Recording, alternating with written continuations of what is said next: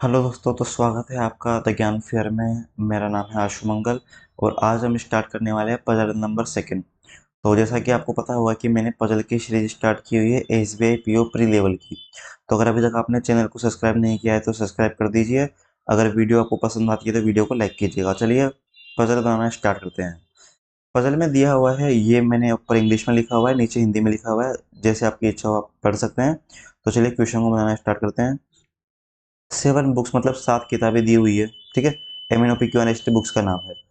वो पब्लिश की गई है या तो 13 तारीख को या फिर 16 तारीख को, 4 डिफरेंट डिफरेंट मंथ में। अब 4 डिफरेंट डिफरेंट मंथ है और 2 डेज है, इसका मतलब टोटल 8 किताबें होनी चाहिए थी, पर 7 किताबें हैं। इसका साफ मतलब है कि एक जो है वेकेंट होगा, ठीक है। मतलब इसमें बीच में जो है वेकेंट को भी ऐड किया गया है। तो इस टाइप की अगर कोई भी पजल आती है तो सबसे पहले हम उसमें लिखते हैं मंथ, मंथ के बाद में फिर लिखेंगे हम उसमें डेट। तो मंथ कौन कौन से हैं? जून, जुलाई, अगस्त, सितंबर। तो मैं यहाँ पे लिख देता हूँ, ठीक है। जून, थोड़ा सा स्पेस दूंगा ताकि 2 डेट्स आ सके। जून, जुलाई, अगस्त, सितंबर। उनके जस्ट के सामने लिखेंगे हम डेट। तो लिखा मैंने यहाँ पे 13-16, अगेन यहाँ पे 13-16, फिर वापस 13-16, अगेन यहाँ पे 13-16। इस सितंबर को थोड़ा सा नीचे कर लेते हैं, ठीक है। यहाँ अगस्त के बाद में मैंने यहाँ पे लिखा सितंबर।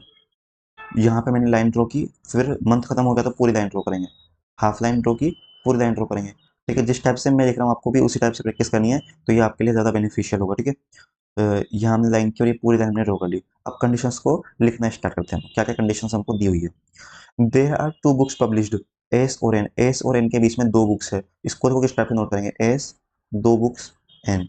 ठीक है, 2 बुक्स है। अब इसके बीच में अगर मान लो कोई वेकेंट होगा तो हम उसको काउंट नहीं करेंगे, केवल बुक्स की बात कर रहा है यहाँ पर, डेट की बात नहीं कर रहा है। इसलिए मैंने यहाँ पे इस टाइप से 2 लंबी लाइनें खींची है। अगर मैं इसको इस टाइप से नोट करता, इसका मतलब एस के बीच में केवल 2 का गैप है। अब चाहे उसमें बुक हो या ना हो, इट डजेंट मैटर। पर मैंने अगर यहाँ पे लाइन खींची है, इसका मतलब 2 बुक्स आनी चाहिए। वेकेंट को हटा करके बाद, मतलब अगर मान लो इन दोनों के बीच में वेकेंट हो सकता है, इसका मतलब ये है, ठीक है। तो मैं ये जो बाद वाली कंडीशन है उसको हटा देता हूँ। नेक्स्ट है Q and N are published in the same month. इसको किस टाइप से नोट करेंगे? क्यू और एन सेम मंथ, ठीक है, लिख दिया मैंने। क्यू और एन जो है सेम मंथ में है, बट क्यू सितंबर में नहीं है, तो यहाँ पे क्यों लिख करके क्रॉस कर देंगे। नेक्स्ट कंडीशन है P is published immediately before M. M के जस्ट पहले पी है, एम के जस्ट पहले पी है, ठीक है। इनके बीच में वेकेंट आ सकता है, इसका मतलब, ठीक है। Neither P nor Q is published in the August. अगस्त में पी और ओ दोनों नहीं है, पी कोमा ओ लगा के क्रॉस कर देंगे। No book is published on 16 अगस्त, मतलब 16 अगस्त वाला ही हमारा वेकेंट है, तो यहाँ मैं लिख देता हूँ वेकेंट, ठीक है। इसके आगे कंडीशन है एस इज पब्लिश्ड इन जुलाई। जुलाई में एस है। अब देखो, जुलाई में एस है, कहीं कुछ नहीं दिया, सिंगल केवल एक ही चीज दी हुई है हमें जहां से हम शुरू कर सकते हैं कि एस जुलाई में है। एस 13 में भी हो सकता है, ठीक है। यहाँ पे भी एस 16 में भी हो सकता है। फिर देखेंगे कि एस से लिंक्ड कोई कंडीशन दी हुई है कि नहीं दी हुई। दी हुई है, एस से 2 बुक छोड़ करके एन है। मान लो हम एस को यहाँ रखते हैं, एस के ऊपर 2 छोड़ करके तो कुछ बनेगा नहीं क्योंकि स्पेस ही नहीं है। एस से नीचे 2 छोड़ करके एन बन सकता है, ठीक है। एक गया, 2 गया, वेकेंट को काउंट करेंगे नहीं तो एन यहाँ पर आ सकता है। दूसरी पॉसिबिलिटी को लेकर के चलते हैं। मान लो मैं एस को यहाँ पर लेता, तो ऊपर 2 छोड़ करके एन बन जाता, आराम से बन जाता। नीचे 2 छोड़ करके एन बन जाता, नीचे 2 छोड़ करके एन बन जाता। पर बोला है एन और क्यू जो है सेम मंथ में होने चाहिए।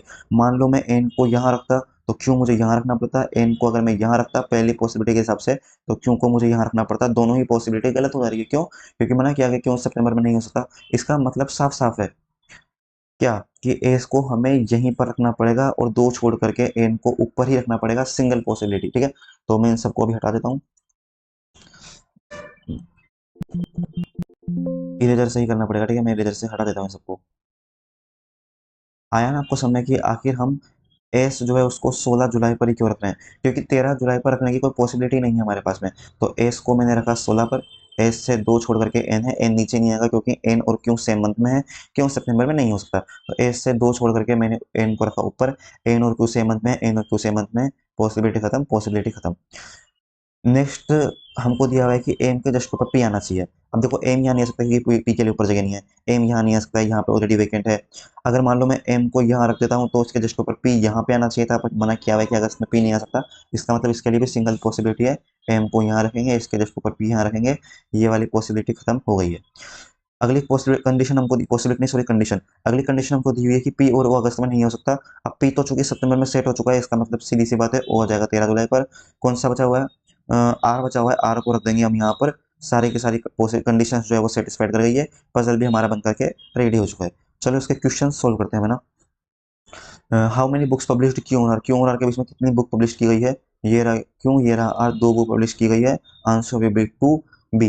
विच of the following books are published immediate after S, S के जस्ट बाद में कौन है, एस के जस्ट बाद में है आर, तो इसका आंसर होगा R, option number E. Book O will be published on which date, O किस डेट में पब्लिश की गई है, तो ओ है 13 जुलाई को, आंसर विल बी 13 जुलाई, ऑप्शन नंबर बी। मैच करते हैं आंसर बी ई बी, ठीक है, तो बी डी बी है, सेकंड में आर है, सेकंड में आर है, क्या ये है इमीडिएटली आफ्टर एस, एस के जस्ट बाद में कौन है, हाँ तो सही ना, एस के जस्ट बाद में तो आर ही है ना, पी नहीं है सॉरी, एस के जस्ट बाद में तो आर ही है, ऑप्शन नंबर डी, बिल्कुल ठीक बिल्कुल ठीक। आई होप आपको पजल अच्छी लगी होगी, अगर आपको पजल अच्छी लगी है तो वीडियो को लाइक करें, चैनल को सब्सक्राइब करें, क्योंकि मैं इसी टाइप की और भी पजल आपके लिए लाता रहूंगा। Thank you so much.